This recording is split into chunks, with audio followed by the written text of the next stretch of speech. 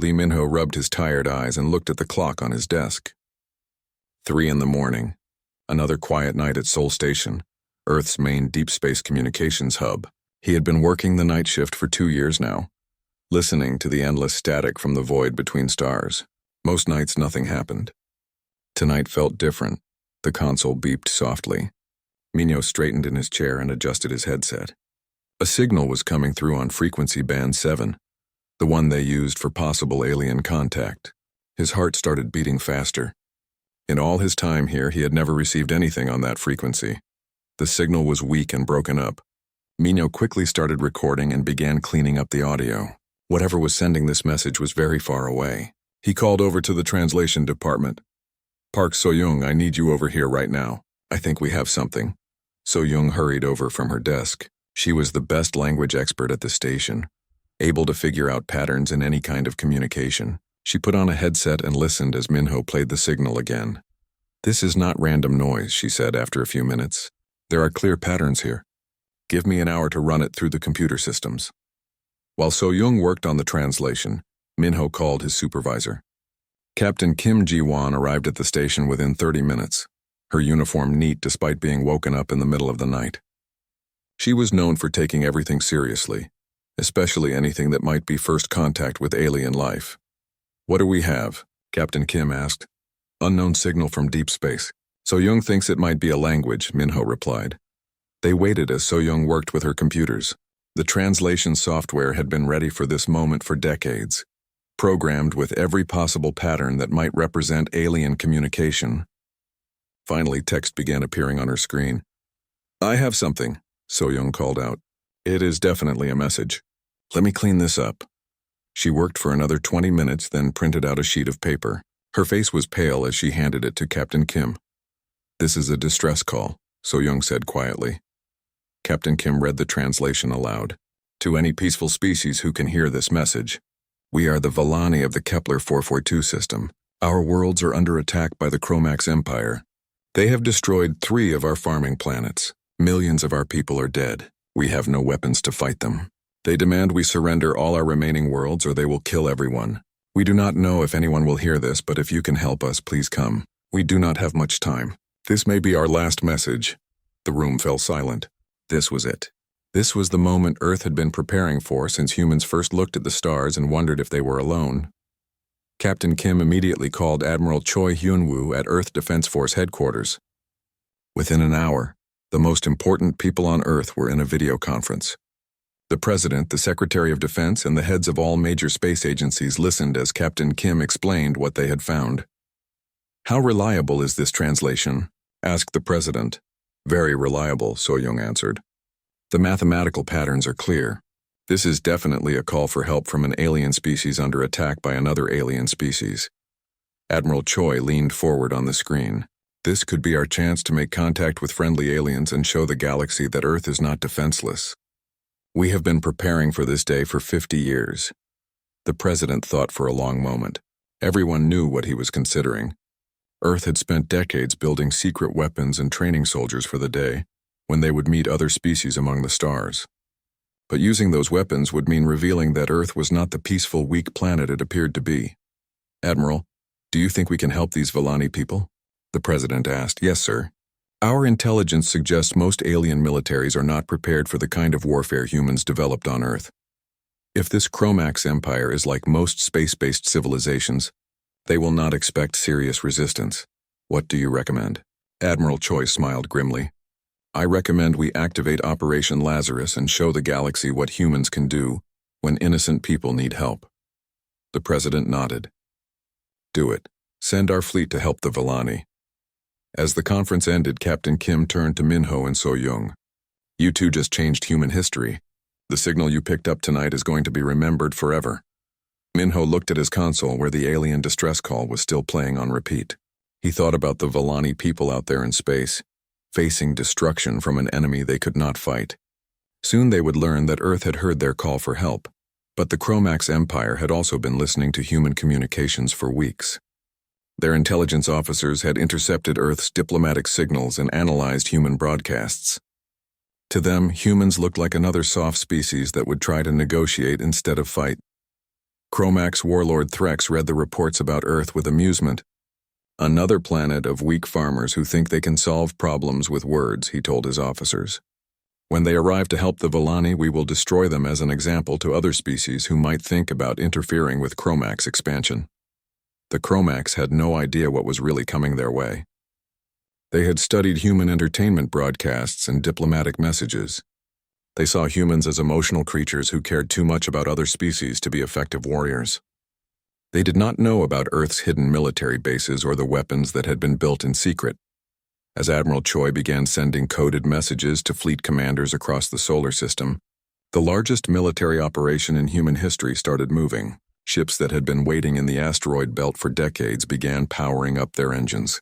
Soldiers who had trained their entire lives for this moment checked their weapons one last time. The Volani distress call was still broadcasting when Earth's response began. But Earth was not sending diplomats or aid workers. Earth was sending its hunters. Back at Sol Station, Minho continued monitoring the alien signal.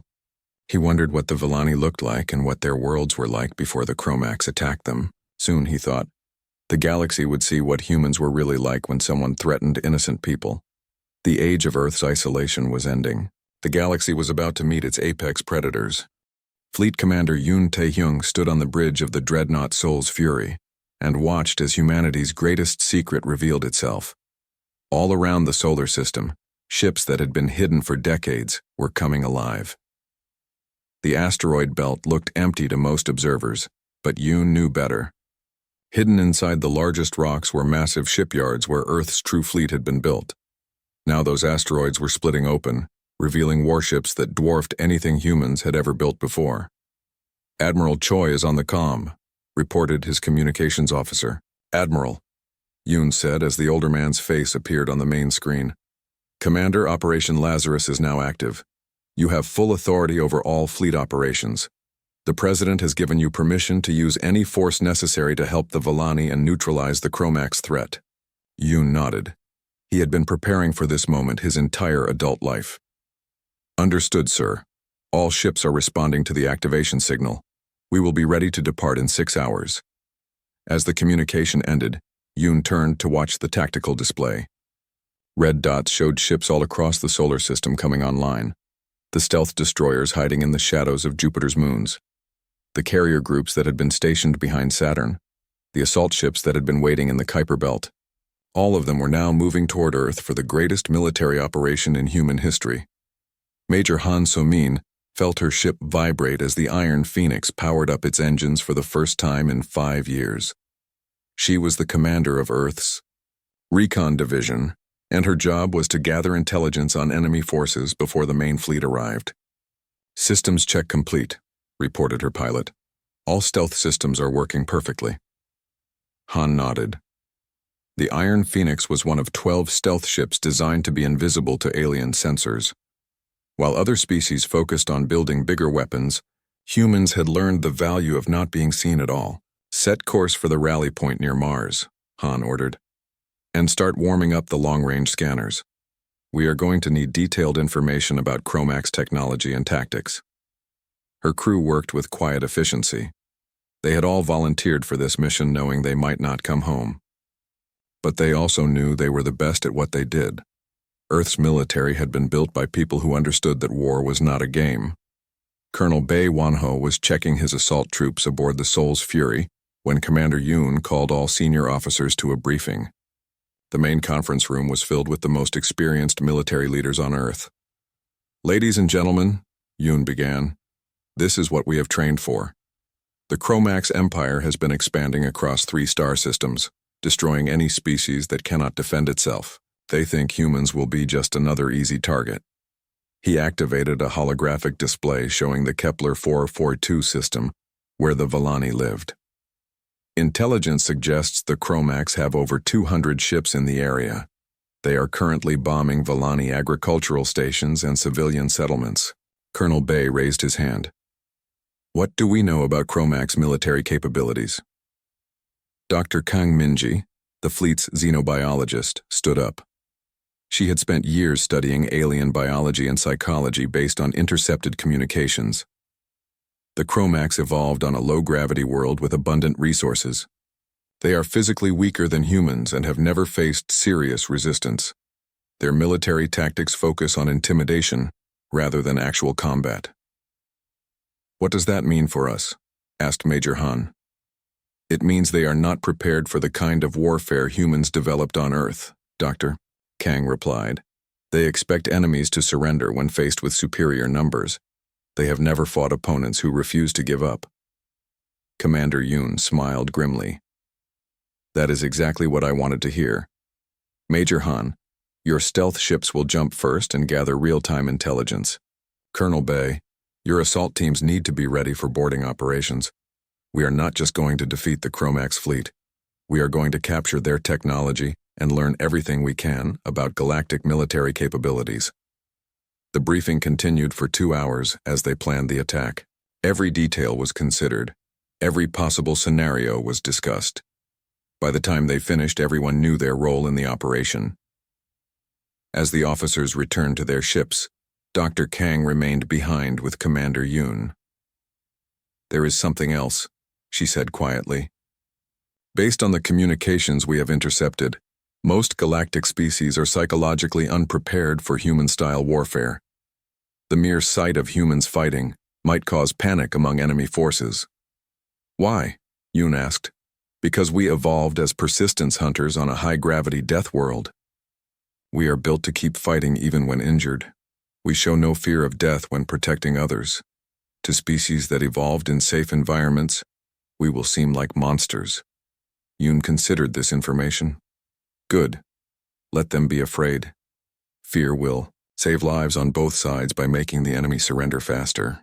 Across the fleet, similar conversations were happening as humanity's greatest warriors prepared for battle. These were not the diplomatic humans that alien species had observed from Earth's peaceful broadcasts.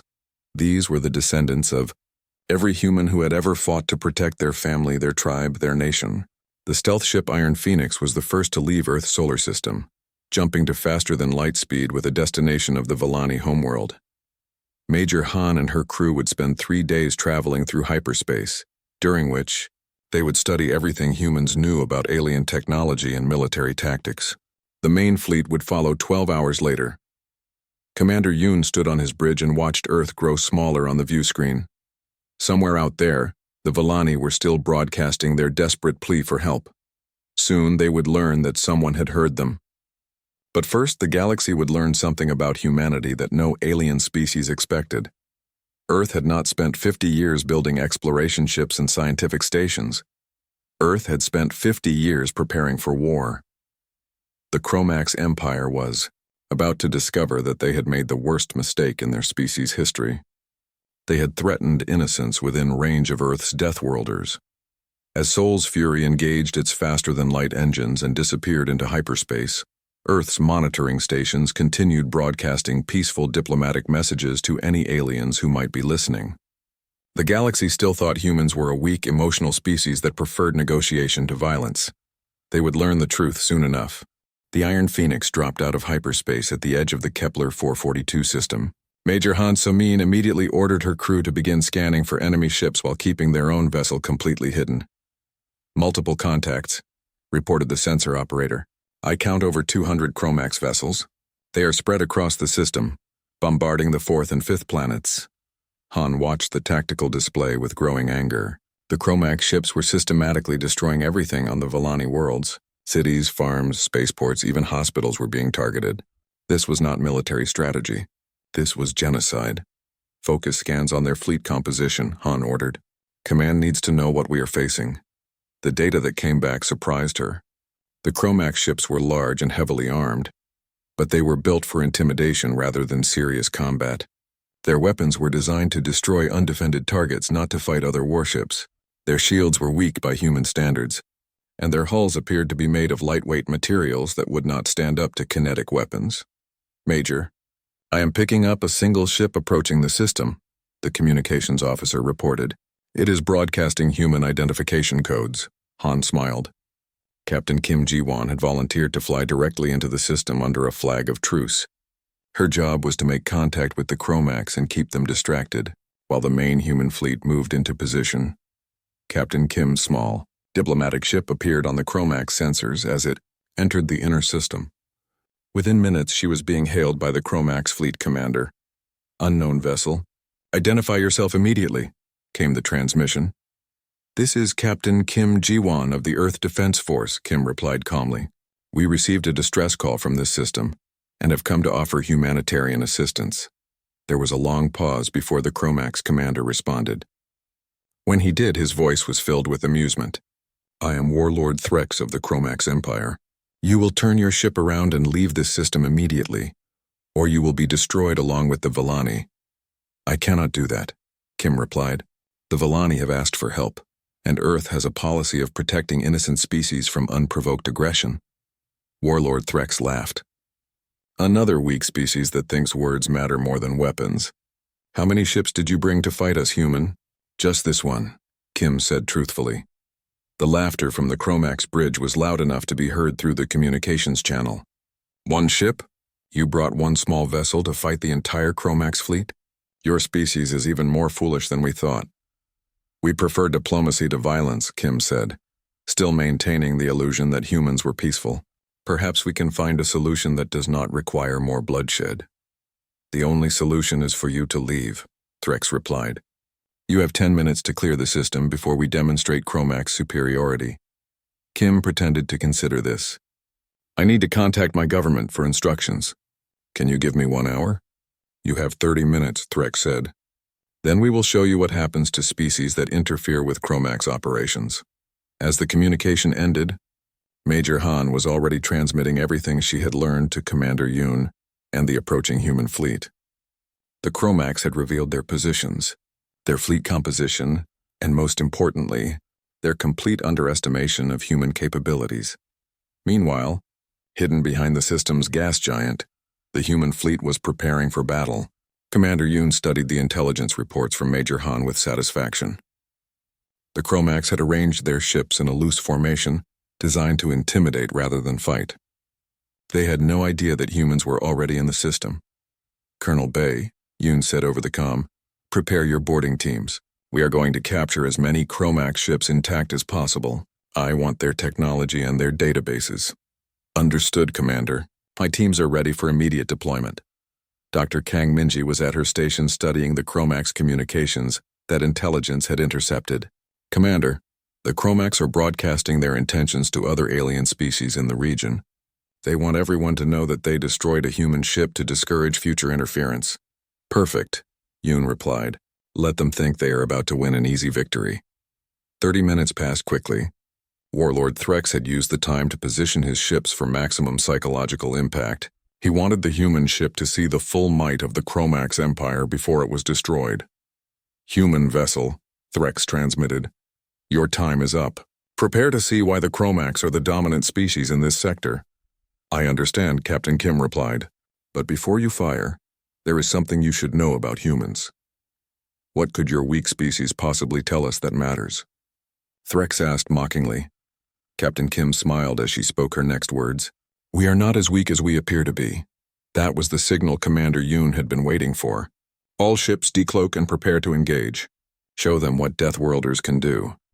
The space around the Chromax fleet suddenly filled with human warships as the stealth fields deactivated. The Soul's Fury emerged from behind the gas giant like a metal mountain. Dozens of destroyers appeared out of empty space. Carrier groups that had been invisible moments before launched clouds of fighter craft. On the Chromax bridge, Warlord Threx stared at his tactical display in shock.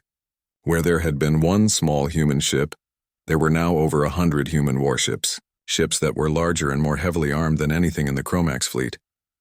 "Impossible," Threx whispered. "Our intelligence said humans were a peaceful species with no military capability." "Your intelligence was wrong," came a new voice on the communication channel. "This is Commander Yoon Tae-hyung of the Earth Defense Force. You have committed acts of genocide against the Villani people. Surrender now or face the consequences." Threx's shock quickly turned to anger. "You think you can intimidate the Chromax Empire? We have conquered dozens of species. Attack formation. Destroy every human ship." The Chromax fleet began moving toward the human ships, but they moved slowly and without coordination. They were used to fighting enemies who would try to run away or surrender when faced with superior numbers. "Commander," reported the tactical officer aboard Soul's Fury, Enemy ships are approaching in loose formation. They appear to be attempting to intimidate rather than engage tactically. Commander Yoon shook his head. They still do not understand what they are facing. All ships weapons free. Show them how humans fight. What happened next would be remembered as the shortest and most decisive battle in galactic history. Human weapon systems that had been designed to fight other humans proved devastatingly effective against alien technology. Kinetic kill vehicles moving at significant fractions of light speed punched through Chromax shields and armor, like they were made of paper. Fusion missiles turned Chromax dreadnoughts into expanding clouds of plasma. Point defense systems created walls of destruction that no enemy weapon could penetrate, and through it all, human ships advanced with a coordination and precision that alien observers would later describe as supernatural warlord. Threx watched his fleet die around him and realized that his species had made the worst mistake in their history. They had attacked innocents within range of the galaxy's apex predators. The battle in the Kepler 442 system lasted only 4 hours, but it marked the beginning of the end for the Chromax Empire. As news of their fleet's destruction spread across their territories, panic began to set in among Chromax commanders, who had never experienced serious resistance. Colonel Bay Wanho led his assault teams aboard the Chromax command ship as Warlord Threx tried desperately to organize a retreat. The human boarding pods had punched through the alien ship's hull like bullets through paper, and now human soldiers were moving through the corridors with a speed and efficiency that terrified the Chromax crew. Secure the bridge and capture all command personnel alive. Bay ordered his teams over their helmet communications. We need their access codes and intelligence databases. The Chromax defenders tried to resist, but they had never faced opponents like humans in close combat. The aliens were physically weaker and moved slowly in their bulky environmental suits. Human soldiers, enhanced by Earth's high gravity and generations of evolutionary pressure, moved like predators among prey. "Colonel," reported Sergeant Lee Daho over the comm, "we have reached the bridge. The alien commander is trying to destroy their computer systems." "Stop him," Bay ordered as he fought his way through another corridor filled with Chromax soldiers. When Bay reached the bridge, he found Warlord Threx standing over a smoking control console, his face filled with rage and fear. The alien was larger than a human but moved awkwardly, clearly not evolved for physical combat. "You will learn nothing from us," Threx shouted. "The Chromax Empire will avenge this attack." Bay looked at the destroyed console and smiled grimly. "We do not need your computers. We have your entire crew, and humans are very good at getting information from prisoners." Dr. Kang Minji arrived on the captured Chromax ship within an hour, accompanied by teams of technicians and interrogation specialists. Her job was to learn everything possible about Chromax technology and the broader galactic situation. "The aliens destroyed most of their databases," reported the lead technician, "but we recovered partial files from secondary systems. It looks like the Chromax Empire controls 23 star systems and has been expanding for over a century." Dr. Kang studied the data with fascination. According to these records, most galactic species surrender after the first demonstration of Chromax military power. They have never faced sustained resistance from any opponent. "What about their allies?" Bay asked. "They do not appear to have any real allies," Dr. Kang replied. "The Chromax rule through fear and intimidation. Other species cooperate with them only because they are afraid of being destroyed." Meanwhile, Commander Yoon was coordinating the systematic destruction of Chromax military assets throughout their territory.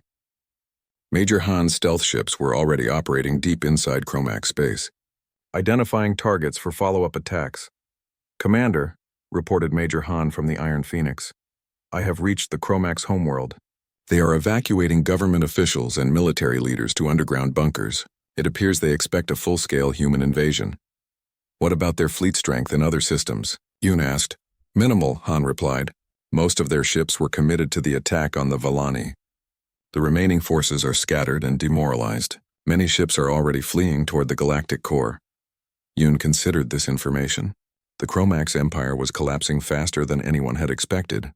Without their reputation for invincibility, they had nothing to hold their territory together. "Major, begin systematic strikes on Chromax military installations. Focus on command centers, shipyards, and communication networks. I want their ability to coordinate resistance completely eliminated." The human attack plan was unlike anything the galaxy had seen before. While most species fought wars by conquering territory slowly and holding what they took, humans struck everywhere at once. Stealth ships appeared without warning to destroy key installations, then vanished before defenders could respond. Dr. Kang's interrogations of captured Chromax officers revealed the psychological impact of human warfare on alien observers. "They cannot understand how humans fight," she reported to Commander Yoon. "The prisoners keep asking why our soldiers show no fear of death. One of them called us demons from the void, because we continue fighting even when wounded." "Good," Yoon replied. "Fear will make them surrender faster and save lives on both sides." The truth was that humans were not demons, but they were something almost as frightening to alien minds.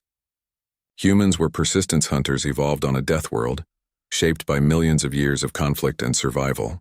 They had developed the ability to fight as long as necessary to protect their tribe, even if it meant their own destruction.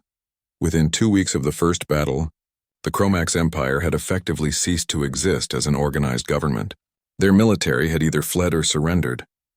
Their civilian populations were hiding in underground shelters, waiting for human occupation forces that never came.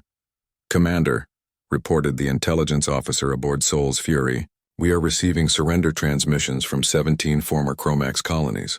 They want to know what tribute we require and whether we will allow their species to survive." Yoon frowned. "Tribute? We are not here to conquer anyone. Send a message to all former Chromax territories. Tell them that Earth seeks only peace and the protection of innocent species. We have no interest in ruling over other worlds." This message, when it spread throughout the region, caused even more confusion among alien observers. Galactic history was full of species that conquered others for resources, territory, or slaves. But humans seemed to have destroyed the Chromax Empire simply because it had threatened innocence, with no intention of taking anything for themselves. The final blow to Chromax resistance came when Warlord Threx, facing capture by human forces, chose to crash his command ship into his own home planet's main military base rather than face interrogation. His last transmission was heard across the Empire. "The Deathworld demons cannot be stopped. Save yourselves while you can." Colonel Bay was reviewing the prisoner interrogations when Dr. Kang brought him disturbing news. "We have learned something important about galactic civilization," she said. "According to the Chromax records, most alien species evolved on worlds with abundant resources and stable environments. They never developed the survival instincts that humans consider normal." "What does that mean for future operations?" Bay asked. "It means the galaxy is full of species like the Villani, peaceful, advanced, but completely defenseless against military aggression. The Chromax were not unusually evil. They were just the first species to develop interstellar military capability." Bay considered this information with growing concern. "So there could be other predator species out there attacking defenseless civilizations?" "Almost certainly," Dr. Kang replied. "And based on what we have learned, most of them will be just as unprepared for human-style warfare as the Chromax were." As the Chromax Empire finished its collapse, Commander Yoon received new orders from Earth. The success of Operation Lazarus had convinced human leadership that their species had a responsibility to protect the innocent throughout the galaxy. "All ships," Yoon transmitted to his fleet, "prepare for extended deployment.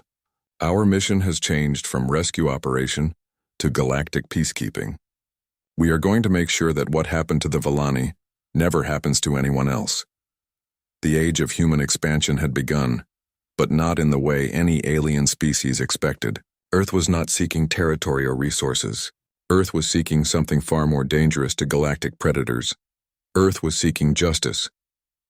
The Villani homeworld had never seen anything like the human ships that now orbited overhead.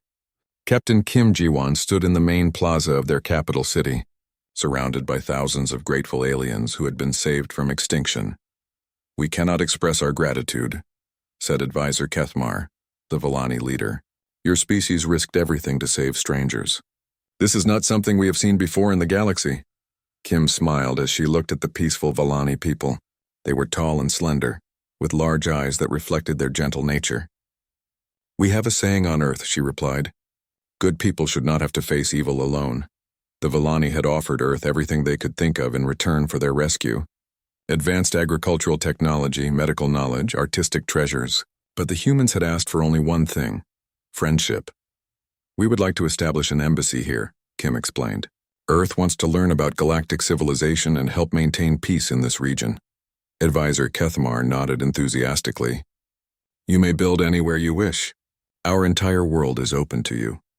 As Kim worked to establish Earth's first alien embassy, news of the Chromax Empire's destruction was spreading across the galaxy with stunning speed. Species that had lived in fear for generations suddenly found themselves free, but they also found themselves asking the same question. What did the humans want in return? The answer shocked every civilization that heard it. Earth wanted nothing except peace. Dr. Kang Minji was in her laboratory aboard Sol's Fury, studying communication intercepts from across the galaxy. What she found amazed her. Dozens of species were trying to contact Earth, offering everything from technology to territorial concessions in exchange for protection. Commander Yoon, she called over the intercom, you need to see these latest intelligence reports. Yoon arrived at her lab within minutes. What have you found? The galaxy is in chaos, Dr. Kang replied, showing him the data on her screens. The Chromax Empire's fall has triggered political upheavals across multiple sectors. Some species are celebrating their freedom, but others are terrified that we will conquer them next. What about other military threats? Yoon asked. That is the interesting part, Dr. Kang said. 3 other aggressive species have completely halted their expansion plans. The Zilthari hegemony, the Vorthon Republic, and the Nexus Collective have all withdrawn their fleets to defensive positions. They appear to be afraid of human retaliation. Yoon considered this information. Send a general transmission to all known alien civilizations. Make it clear that Earth has no territorial ambitions and will only use military force to defend innocent species from aggression. The message that went out from the human fleet was simple and direct. This is Commander Yoon Tae-hyung of the Earth Defense Force. To all species receiving this transmission, humanity seeks peace through strength. We will defend our friends and ourselves. We will protect the innocent from those who would harm them. We have no desire for conquest or dominion over others. We ask only for the opportunity to build friendship and cooperation among all peaceful species. The response was immediate and overwhelming. Within hours, diplomatic vessels from 17 different species were requesting meetings with human representatives. The Galactic Council, a loose confederation of older civilizations, sent an urgent mission offering Earth membership with special status. Major Han So-min was leading patrol operations throughout former Chromax territory when she encountered something that made her proud to be human. On the 4th planet of the Rigel system, former Chromax slaves were building a monument to commemorate their liberation. Captain, reported her communications officer, the Rigelians are asking permission to name their new government building Humanity Hall in honor of Earth. Han smiled. Tell them we are honored, but suggest they name it Freedom Hall instead. This victory belongs to all species that choose peace over aggression. Back on Earth, Admiral Choi Hyun-woo was briefing world leaders on the new galactic situation. The success of Operation Lazarus had exceeded everyone's expectations, but it had also created new responsibilities. The galaxy appears to be divided into 3 categories, Admiral Choi explained. Peaceful species like the Vellani who have advanced technology but no military capability. Aggressive species like the Chromax who use force to expand their territory, and observer species who remain neutral and try to avoid conflict. What does this mean for Earth's future role? Asked the President. It means we have accidentally become the galaxy's dominant military power, Admiral Choi replied. Other species are looking to us for protection and leadership. We can either accept this responsibility or withdraw back to Earth and hope the galaxy solves its own problems. The President thought carefully before responding. Admiral, in your professional opinion, what happens to innocent species like the Vellani if we withdraw? They get enslaved or exterminated by the next aggressive species that develops interstellar capability, Admiral Choi said bluntly. Then we stay, the President decided. But we do this right. Earth will not become a galactic empire. We will be protectors, not conquerors. Colonel Bae Wanho was establishing human military bases on liberated worlds when he received an unexpected visitor. A delegation from the former Chromax military had requested a meeting under a flag of truce. We wish to surrender formally to Earth, said the Chromax officer who led the delegation. Our empire is finished. Our people are scattered and demoralized. We ask for terms. Bae considered the request. Earth does not accept surrenders from individual species. We are not here to rule over you. We are here to ensure that you never again attack innocent civilizations. What do you require of us? The Chromax officer asked. Disarm your remaining military forces. Return any stolen territory to its original inhabitants. Make reparations to species you have harmed. And agree to never again wage aggressive war against peaceful civilizations. The Chromax delegation was stunned by these terms. They had expected demands for tribute, territorial concessions, or slavery. Instead, the humans simply wanted them to stop being aggressive, that is all? The officer asked. That is all, Bay confirmed. Earth has no interest in ruling over other species. We just want peace. Dr. Kang's final report on galactic civilization painted a picture that both encouraged and worried human leadership. Most species in the galaxy are peaceful by nature, she wrote. They developed on worlds with abundant resources and stable environments, so they never evolved the aggressive instincts that humans consider normal. This makes them advanced in technology and culture, but vulnerable to military aggression.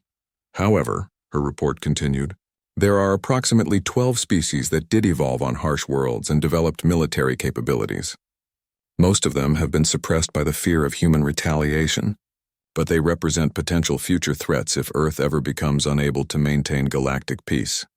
Commander Yoon was reading Dr. Kang's report when Lee Minho contacted him from Seoul Station.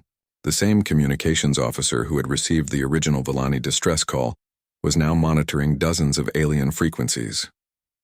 Commander, Minho reported, we are receiving signals from liberation movements throughout the galaxy. Species that were conquered decades ago are rising up against their oppressors. They are using captured Chromax weapons and asking for human support. What is your recommendation? Yoon asked. Some of these liberation movements appear legitimate, but others might be using our reputation to settle old territorial disputes. We need to be careful about which groups we support. Yoon nodded. This was the challenge Earth now faced. Having established themselves as the galaxy's protectors, humans had to determine which conflicts were genuine cases of oppression and which were simply political disputes between species. Continue monitoring all frequencies, Yoon ordered, and prepare detailed intelligence reports on each situation. We are not going to get dragged into every conflict in the galaxy, but we will help genuine victims of aggression. As the human fleet settled into its new role as galactic peacekeepers, the changes their presence had brought became clear. Aggressive species were withdrawing to defensive positions. Peaceful species were forming new alliances under Earth's protection. And throughout the galaxy, the message was spreading. The age of predators was over. Lee Minho sat at his communications console in Seoul Station, listening to the voices of dozens of alien civilizations. Where once there had been only silence from the void, now there were songs of celebration, messages of friendship, and calls for cooperation. The young communications officer who had started it all by receiving a desperate alien distress call now found himself at the center of a galactic community, and he knew that this was just the beginning. Earth had awakened to find itself surrounded not by enemies, but by friends who had been waiting for someone strong enough to stand up for what was right. The galaxy had not been ready for humanity's Deathworlder fleet. But humanity had been exactly what the galaxy needed.